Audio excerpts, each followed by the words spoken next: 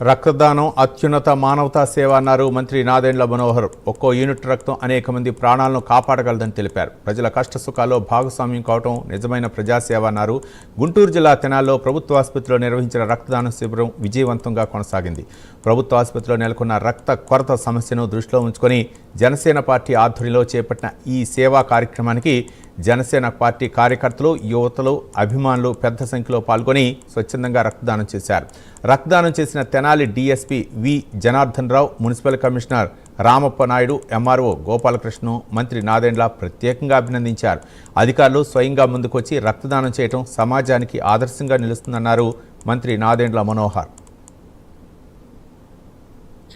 నాయకత్వం అనేక గ్రామాల నుంచి, పట్టణాల నుంచి మంచి స్ఫూర్తి నింపే విధంగా ఏర్పాటు చేయడం జరిగింది. అయితే ఇది పార్టీ పరంగా చేయాల్సిన కార్యక్రమం అనే ఆ భావన కాకుండా, ఎప్పుడైతే కొంత కొరత ఉందో, వేసవ కాలంలో జనరల్ గా బ్లడ్ డొనేషన్ క్యాంపులు ఎక్కడ చేయరు. ఎందుకంటే కాలేజెస్ ఇవన్నీ కూడా సెలవులు ఉంటాయి కాబట్టి హాస్పిటల్స్ లో అటువంటి పరిస్థితి రాకూడదు, బ్లడ్ నిలువ తక్కువైందనే భావన కలగకుండా ఆదుకునే విధంగా సమాజంలో అందరం నిలబడాలి, దానికోసం కష్టపడాలనే ఆలోచనతో యువత అంతా చాలా పెద్ద ఎత్తున వచ్చారు. మనస్ఫూర్తిగా నేను వాళ్ళకి ప్రత్యేకంగా నేను ధన్యవాదాలు తెలుపుకుంటున్నాను. ఎందుకంటే పవన్ కళ్యాణ్ గారి నాయకత్వంలో గతంలో కూడా ఎప్పుడు కూడా సేవా కార్యక్రమాల్లో అందరికన్నా ముందుండి సమాజానికి ఉపయోగపడే విధంగా కష్టపడి పనిచేసే మనస్తత్వం.